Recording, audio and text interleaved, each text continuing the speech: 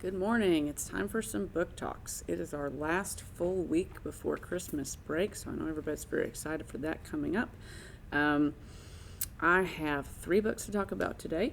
One is book 2 in the Parasite series by Mira Grant, who is Shauna McGuire. It's a pen name.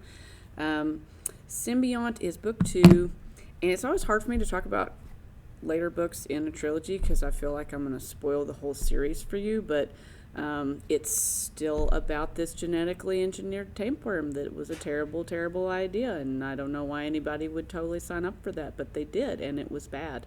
I have to take a break after this one because I had a horrible dream about tapeworms under my skin, and it was really very vivid and awful. So I'm gonna finish it, but I'm gonna wait a little bit because I just needed to get that out of my brain for a minute. The second book, I listened to that on audio. The second book, I listened to this on audio, but we have it here in print. Sorry for all the glare on there, but The Grace Year by Kim Liggett. I listened to this on audio this weekend, and it was really cool.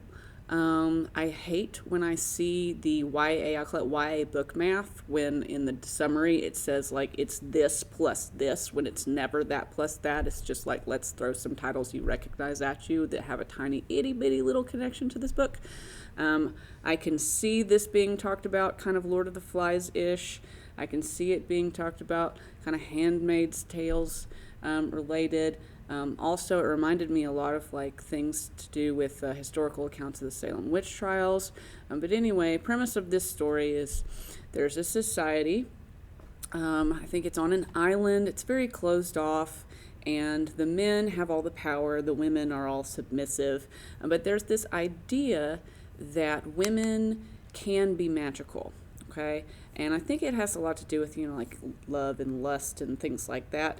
But when a girl reaches a certain age, they put a red ribbon in their hair, and the whole group of them are sent off to this camp to spend what they call their grace year. And during the grace year, women are supposed to come into their magic, release it into the wilderness, and then when they come back, they are all purified for their life in the community. Some of them will have received a veil from their future husband, and that's an interesting concept because the veils are delivered to the girls by their fathers, and the girls don't know who their future husband is until that man comes and lifts their veil right before they're sent off to go on this like ordeal in the wilderness. So they get to spend the whole next year either like, oh great, I'm going to be with this guy when I get back, or oh no, I'm going to be with that guy when I get back. And some people don't get veils, and then they go to different work positions in the society. Anyway, I'm probably giving you too much detail about it, but crazy stuff happens once they leave the village and go out to do what they're going to do on their grace year. And I'm not going to tell you anything else about it because it'll spoil the surprise, but it's really kind of creepy in parts, disturbing somewhat in parts. But it was a really good read. I highly recommend it. If you like semi-historical feeling stuff, it lives in our horror section because of some of the stuff that goes on in it. But check it out. It's ready to go. Third book I'll talk about. I read this one actually here at school on Friday, and I don't ever read. Like some people have this conception that librarians just sit around in the library and just read all day. That is totally not at all what we do. We do lots of other things. Books don't just float in here on the shelves by themselves. We have to pick them out and catalog them and do all kinds of crazy stuff to them. But sit around and read them is not normally one of the things that we do, but it was kind of slow because, you guys need to come in here more.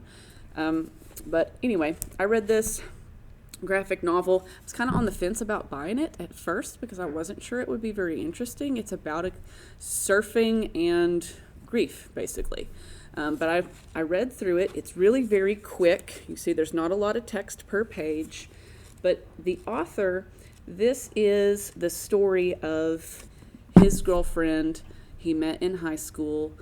She started to develop bone cancer shortly after they met, I think. And So they continued to date and throughout her illness. And, I'll spoil it. It's not a spoiler. At the beginning that she passes. And this was his promise. She had him promise that he would tell her story through his art. So, major tearjerker. I mean, it's literally sitting here behind the desk, like choking back tears as I'm finishing this book. But also, the chapters about his and her relationship and her illness are interspersed with other chapters about surfing history, because she was really into surfing, and it was one of the connections that they shared. But having that information in between, it both kind of broke it up and made it not quite so heavy. And I learned some interesting things, but it all ties together very nicely. It's very well done. The art is great. The story is great. The pacing is wonderful. So if you want to cry, check out In Waves. And that's all I've got for you today. And I probably won't see you until after the break. So have a lovely time.